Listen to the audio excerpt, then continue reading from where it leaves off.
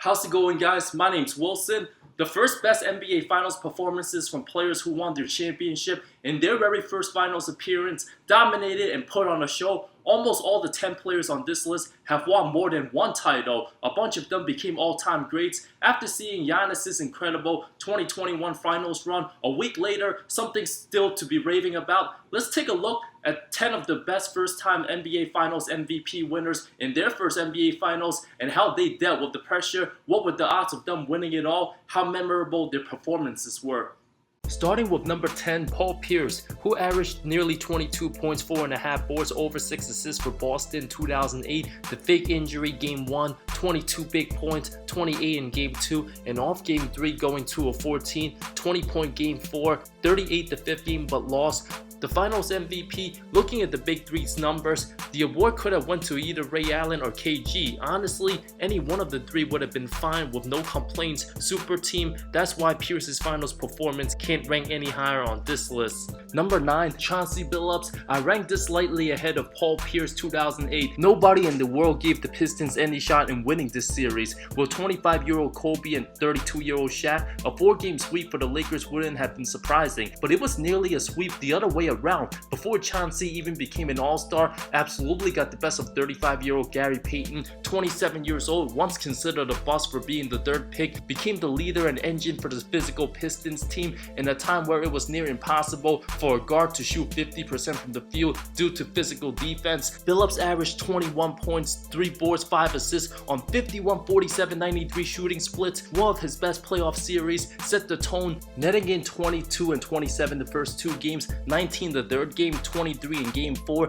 Billups didn't have the highest star power, but one of the best leaders for his era, amongst the elite point guards of his time. To end the Kobe Shaq Lakers dynasty, pretty remarkable. Number 8, Willis Reed, 1970, the first player to win All-Star MVP, MVP of the regular season, and Finals MVP the same season. MJ would later join this list twice, and Shaq as well in 2000. The 27-year-old led New York to 60 wins, put up 22 and 14 the regular season, even better in the playoffs. Went up against the loaded super team Lakers with West, Wilt, and Elgin. Willis beasted. His averages of 23 points, 10.5 rebounds might not look eye-popping because Reed had a muscle tear in his right thigh early game 5, played just 8 minutes that game, finished with 7 points, missed the entire game 6, his team getting blown out without him. A game time decision for game 7, didn't appear he was gonna play, but walked in the last minute to make his way, a moment that united his teammates to perform, gave them the confidence, made the first basket of the game to carry the momentum. Despite scoring just 4 points on 5 shots, it was Walt Frazier's 36-point, 19-assist performance to help New York win the title.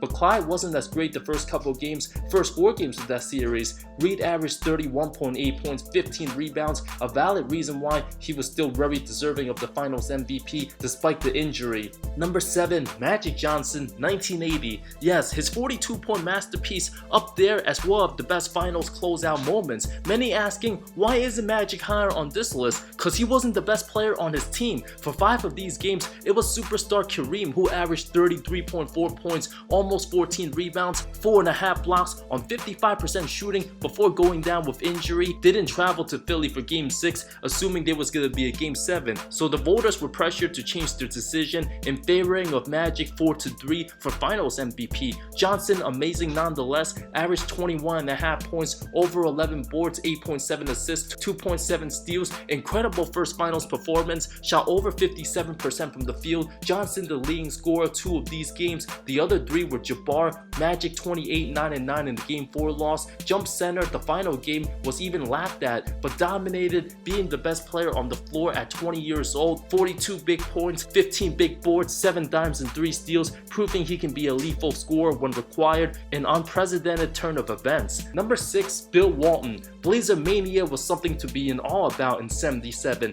Portland finished 49 and 33 overall, a young squad wasn't viewed as a title threat, with Walton with teammates Maurice Lucas also 24, Lionel Hollins and Bob Gross 23, Herb Gilliam, the oldest guy on the roster, at 30. Walton, the best passing big man, made all his teammates better. Didn't need to score that much to dominate the game. Amazing on D, despite his short career of 468 games. Peak Walton when healthy, simply unstoppable. En route to the finals, swept prime Kareem's Lakers, quickly fell 2-0 to Dr. J's heavy favorite Sixers. This was Walton's first ever playoff run. Played out of his mind, winning 4 straight, had 20 points, 18 boards, 9 assists, 2 steals, 4 blocks in Game 3, while Lucas and Hollins did a lot of the scoring as well. Walton's all-around game, including 24 rebounds to help the Blazers steal Game 5. Game 6 to close out, Big Red dropped 20 points, 23 boards, 7 assists, 8 blocks. Walton averaged a remarkable 18.5 points, 19 boards, over 5 assists,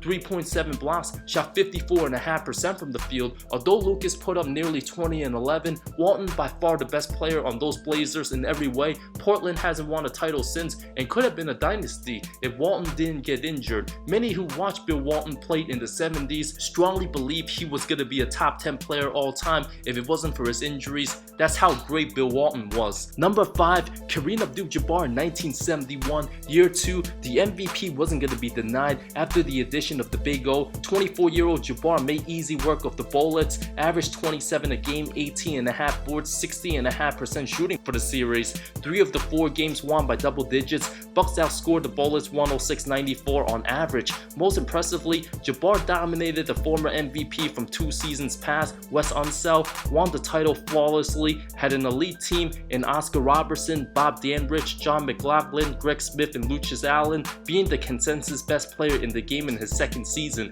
Combined with his longevity, that's why Kareem's name should always be mentioned in the GOAT conversation. Number 4, Tim Duncan, 1999 against the Knicks. A big reason why he's considered the clear-cut best power forward all time. The big fundamental elevates his game in the postseason. 99 lockout year, many players out of shape. 50 games played, league average 91.6 points, the lowest mark in the shot clock era. From averaging under 22 in the regular season, the 23-year-old proved worthy of the big stage. First finals game of 33 points, 16 rebounds, 13 of 21 shooting, already mastered all the fundamentals. Elite on D, combined with the athleticism, young Duncan was an underrated athlete, held the Knicks to 77 and 67. The first 2 games. After New York won Game 3, Duncan had 28 and 18 the 4th game. The closeout, 31 and 9 with an array of moves, played like he was in the league for 8 years when he realistically only played a season and a half, because 99 wasn't a true full regular season. Also the anchor for the number 1 defense in the game, averaged a jaw-dropping 27.4 points, 14 rebounds, over 2 blocks, 54% shooting, more points per game than the regular season scoring leader. The front line of Duncan and Robinson, just too big, too strong, and too imposing, captivating a 15-2 postseason run. Number 3, before you bash me on the comments, such a close call. I don't believe there's a right or wrong answer. It's just personal preference. Absolutely legendary performances from some of the greatest finals numbers the game has ever seen. My number 3 might be somebody's number 1, or my number 1 could be somebody's 3. Almost all 3 very identical in terms of greatness en route to winning the first title. With that said, number 3, I'll go with Dwyane Wade, 2006 versus the Miami Heat. At just 24 years old, absolutely dominated the latter half of that series, playing some of the best basketball we ever seen. Averaged 34.7 points, almost 8 rebounds, 4 assists, nearly 3 steals, a block, 47% shooting, a 52-win team running out of legs. Shaq's last season of being a true superstar. Antoine Walker's second leading scorer of 13.8 points, past his prime Jason Williams.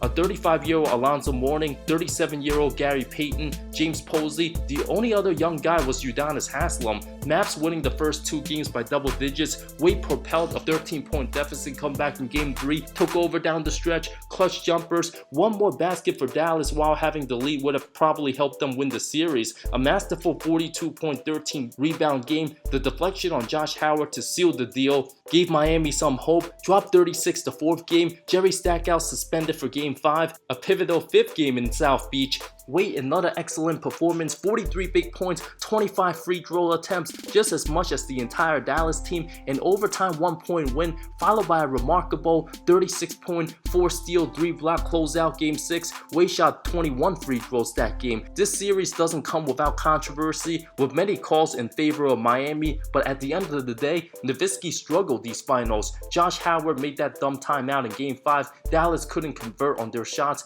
D-Wade absolutely earned this title. Number 2 or number 1B, Michael Jordan, 1991. This honestly wasn't even his best finals performance. His first title, a true test against Magic's Lakers, the face of the previous decade. Johnson's still 31 years old and MVP runner-up, regarded as the second best player in the game still. LA 58 wins, Chicago 61. There was no heavy favorite this series. Some even believed the Lakers would win due to their championship experience, but Jordan's masterful 5 games proving to be the best player in the hardwood, averages of 31.2 points, 6.6 rebounds, 11.5 assists, 3 steals, a block and a half, 56% shooting, efficient and brilliant in every way. Game 1, 36 points, 12 dimes against the Lakers squad with Magic, Worthy, Sam Perkins, Brian Scott, AC Green, Vlade Divac, and Elden Campbell. Jordan, a masterpiece second game, one of the best all-time performances, 33 points, 13 dimes,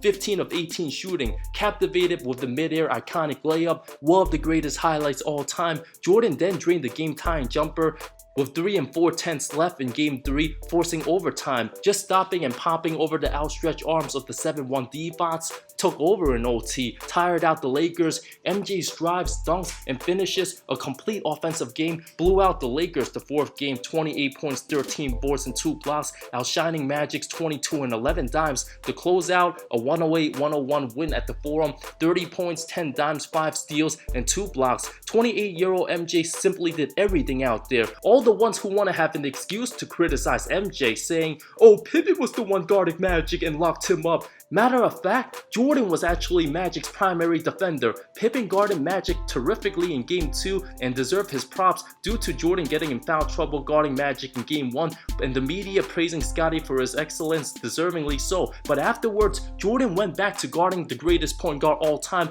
and outplayed him. Before any comments, watch the whole series, do your research instead of following the narrative. Jordan in 91 proved to be the most complete player, capped off a 15-2 postseason record for title number 1. Number 1, Giannis Antetokounmpo 2021, down 0-2 just like Walton and Wade in winning their first titles, winning 4 straight games, legendary stuff. Giannis simply saved his best for last, the best 4-game stretch of his career in the biggest stage, coming back from injury where many question if he was able to play the rest of the postseason. Not only was Giannis okay for the finals, but absolutely destroyed, abused, annihilated, and humiliated the Phoenix Suns in every way imaginable. The Greek freak of nature averaged 35.2 points, 13.2 boards, 5 assists, 1.2 steals, almost 2 blocks, 62% shooting after a struggling Game 1, a masterpiece 42.12 rebound Game 2, 3 blocks, took over, aggressive Game 3, got DeAndre Ayton in foul trouble, dropping 41, 13, and 6 in Game 3. While the 4th game Phoenix had the lead heading into the 4th, Giannis still had 26, 14, and 8, 3 steals, 2 blocks, the clutch block on DeAndre Ayton, insane recovery. If Ayton would have converted on that dunk,